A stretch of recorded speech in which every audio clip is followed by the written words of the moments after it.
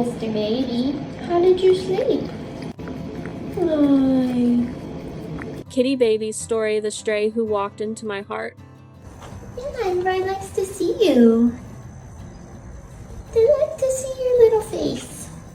I didn't know if it was going to work. Honestly, I'd never done anything like this before. Last summer, I moved into a new apartment complex, and that's where I first met Kitty Baby, a skittish little stray cat who seemed to live in the parking lot. Some days, I'd see him hiding under a car, just trying to stay cool in the Mississippi heat. And every time I walked by, I couldn't help but worry about him. The cars, the weather, the loneliness. So I decided to try something I wasn't sure I could do. I wanted to bring him inside.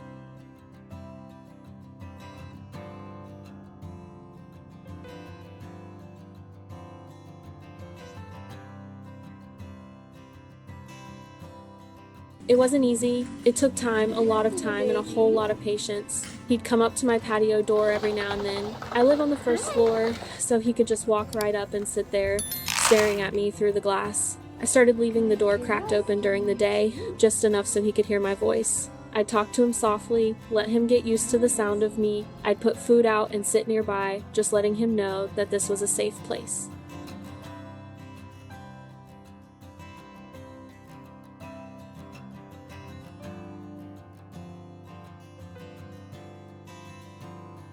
As the weather started to cool, I put a little blanket outside for him and a toy. To my surprise, one day he actually played with it. That's when I knew there was hope.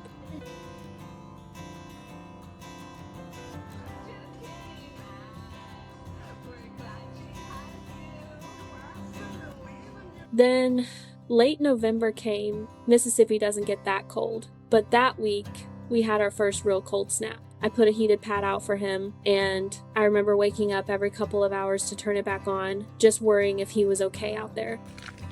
You act like you want to come inside. Hello?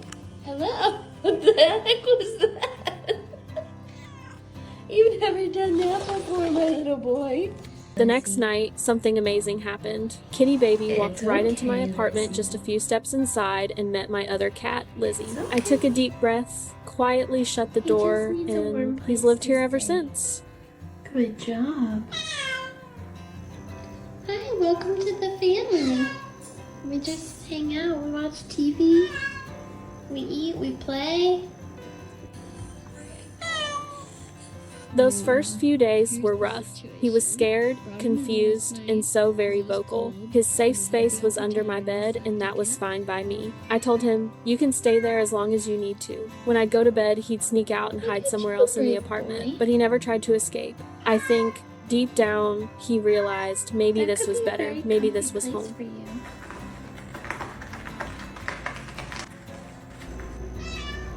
Who's got a happy tail? Hey, my little prince. When I finally took him to the vet, they said he was around 7 or 8 years old. He was in surprisingly good health, no mats in his fur, just one missing canine tooth and a small scar on his back that had healed long ago. The vet said he'd probably never lived indoors before. That made me so sad to think he'd spent all those years outside, unseen and unloved.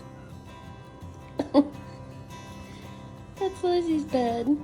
Oh, you're gonna have an enemy? There you go. Good boy. I love you.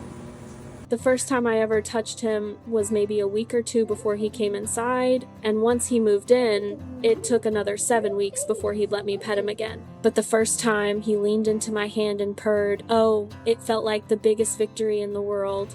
Yeah. Hi. Who's that special boy? He's so brave. He's so brave. Hi.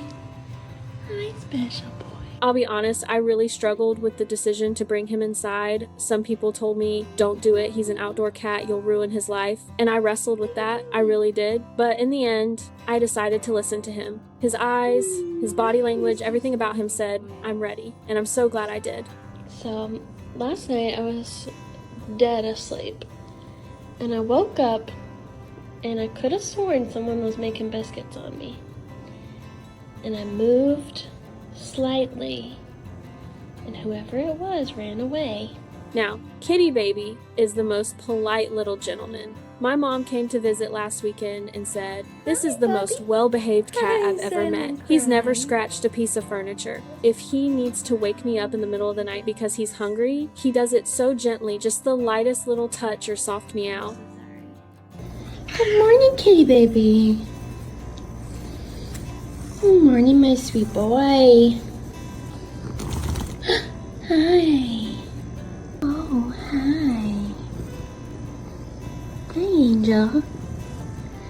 Hi, Angel of my life. Ooh. He's also the sweetest friend to Lizzie, gentle, playful, and patient. Sometimes when I'm lying in bed, I'll hear him in the living room, tossing toys around and kicking his little kicker toy like a kitten again. It makes me smile every time.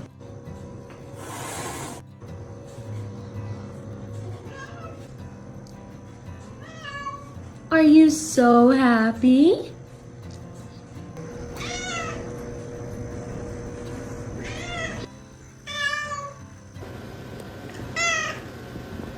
I've never experienced anything quite like this. The slow, quiet miracle of earning the love of a once feral cat. It's humbling, it's beautiful, and it changes you. If I give it to you like this, will you eat it off my finger? I don't think I was supposed to put sugar in it.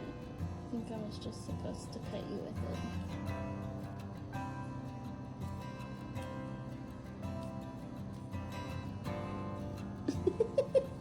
If you're thinking about rescuing or adopting an animal, especially one who's been through a rough life, please give them a chance. Listen to them. Be patient. Don't expect it to happen overnight. Love takes time, especially for the ones who've learned to survive on their own.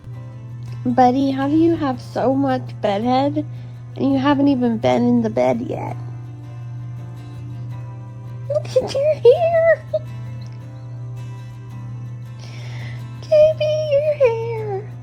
But when it happens, when that trust finally blooms, it's one of the most rewarding feelings you'll ever know. Because sometimes the ones we rescue end up rescuing us right back. Here he comes. He says, "Oh my God, I'm coming. Coming, Mommy."